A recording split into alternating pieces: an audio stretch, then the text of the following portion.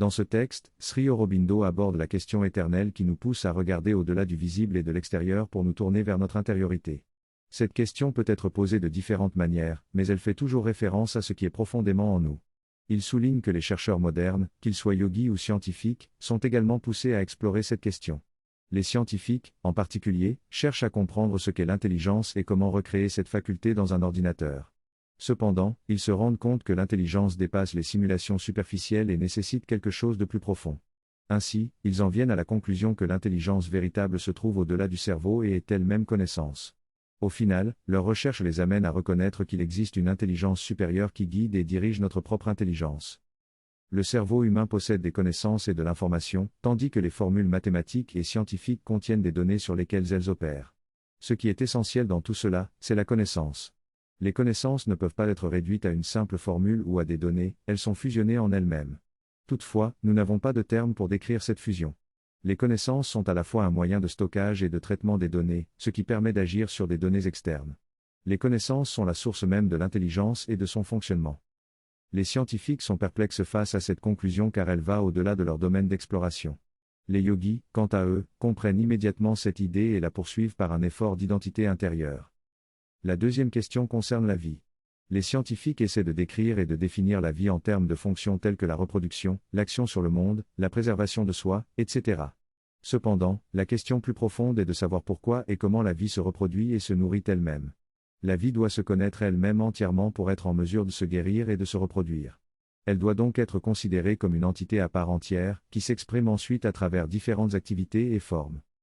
Les scientifiques sont confrontés à des limites lorsqu'ils essaient d'accepter une réalité non matérielle. Cependant, de plus en plus, ils sont obligés d'admettre qu'il y a quelque chose d'autre qui existe au-delà du matériel. La troisième question concerne la créativité.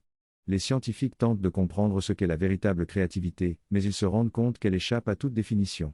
La créativité est le fait d'apporter quelque chose de nouveau, quelque chose qui n'existait pas auparavant. C'est un processus qui ne peut pas être décrit par des formules ou des structures.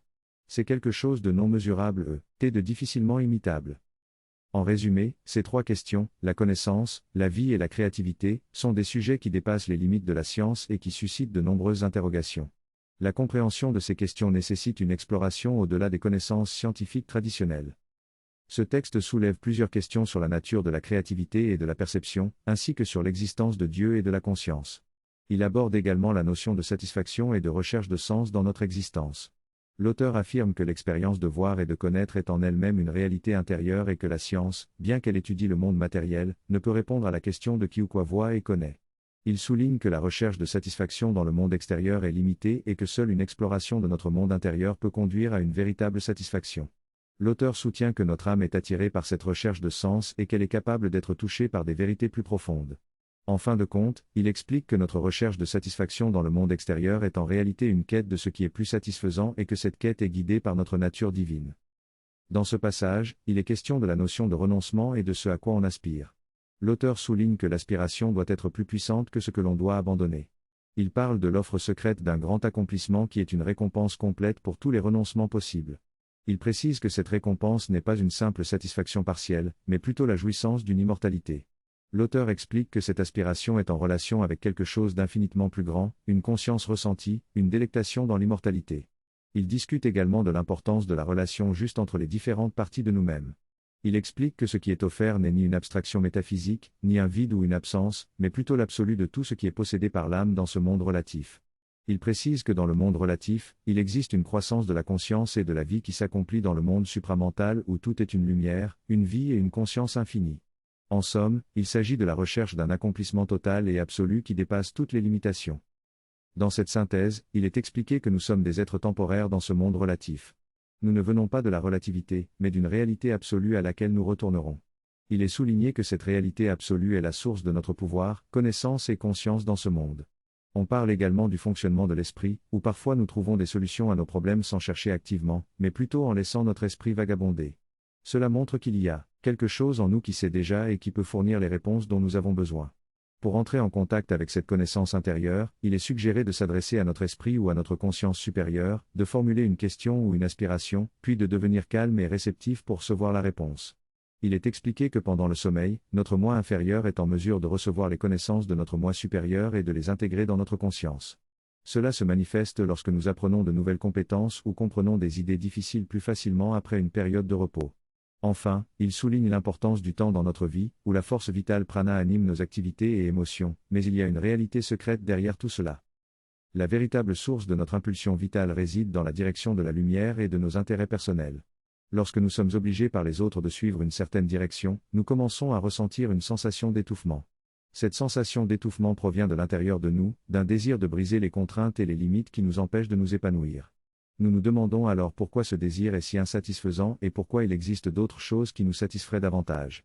Le choix de ce qui nous satisfait ou non est quelque chose qui réside en nous et qui évolue au fil des années. Dans nos processus mentaux, émotionnels et biologiques, nous observons des cycles, des moments où certaines hormones se déclenchent et où notre corps commence à changer. Ces cycles ne se produisent pas au hasard, il y a une force de vie qui anime toutes nos cellules et qui les synchronise pour qu'elles agissent ensemble. Nous observons également des phénomènes similaires dans la nature, comme les créatures marines qui sortent de leur habitat habituel et se reproduisent lors d'une journée spécifique de pleine lune. Ces phénomènes ne peuvent pas être expliqués uniquement par des horloges biologiques, il y a une force de vie qui les guide. De la même manière, notre esprit connaît des changements psychologiques à certains âges, comme la crise de la quarantaine. Ces changements ne se produisent pas de façon isolée, mais simultanément en nous. Ils témoignent de la vie secrète qui guide et influence notre existence.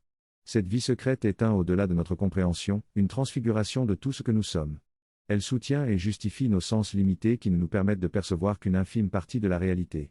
Il existe une multitude de fréquences lumineuses et sonores que nous ne pouvons pas détecter, mais dont nous avons connaissance grâce à des études scientifiques ou en observant d'autres espèces.